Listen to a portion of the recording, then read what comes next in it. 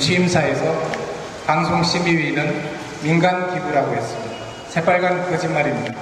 이미 헌법재판소를 비롯해서 수많은 판결에서 방통심의위는 국가기구라는 것을 또는 행정기구라는 것을 수없이 밝혔습니다.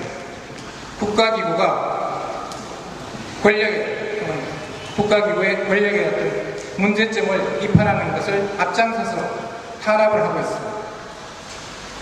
국가기구가 해야 될 일과 하지 말아야 될 일을 전혀 구분하지 못하고 있는 것입니다. 권력을 비판하는 보도에 대해서 국가기구가 나서서는 절대 안 됩니다.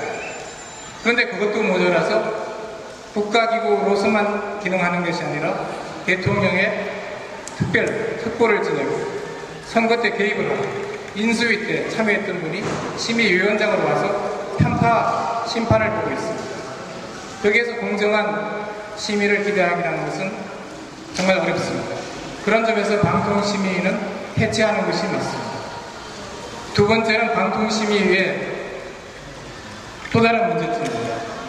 방통심의위는 세금을 도둑질하는 도둑놈입니다. 김미화의 시사 프로그램에 대해서 수많은 소송이 있었고 대법원까지 가서 졌습니다. 여기에 방통심의위는 또는 방통위는 국가 혈세를 가지고 소송이 임했습니다. RTV의 100년전쟁 소송 진행 중입니다. KBS의 최종 60분 천안함 보도에서 또 졌습니다. 질 줄 알면서 국가 세금을 가지고 탕진을 하고 있습니다. 지금 또 최종 60분에 우선 간첩 조작 사건에 대해서 또 아마 재판에 임할 것입니다. 계속 지면서 국가 세금을 도둑질하고 있습니다. 이미 존재 의미가 없고 국가 세금을 더 이상 축내지 않고 해체하는 것이 맞습니다. 세 번째, 방통심의위는 심의 기준을 잡지 못하고 있습니다. 지난번 2기 때 대비되는 두 사건이 있었습니다. KBS 다큐멘터리 정유일성 다큐가 있었고요. 또 다른 KBS 다큐멘터리 백선엽 다큐멘터리가 있었습니다. 이 두 가지를 대비하면서 당시 박만 위원장이 이념이 앞서는지 친일이 앞서는지 고민을 했다. 근데 자기가 볼 때는 친일보다는 이념의 문제가 중요하다고 생각했다. 그 결과로 나타난 것이 백선엽 다큐 별 문제 없습니다. 정유일성 다큐에서는 법정 제재를 했습니다.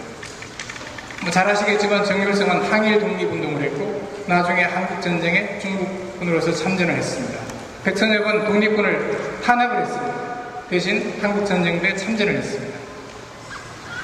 그 기조가 지금도 이어져 내리고 있고 친일에 대해서는 한없이 반대한 현상을 보여주고 있습니다. 지금도 마찬가지입니다.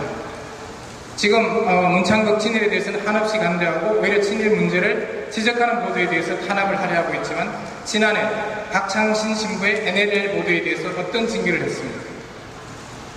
어떤 징계 시도도 하지 않았습니다. 그때는 전체 동영상을 보여줬습니까? 그리고 1분 20초로 단축 보도한 어떤 뉴스에 대해서 징계를 가한 적이 있습니까? 문제를 삼은 적이 있습니까?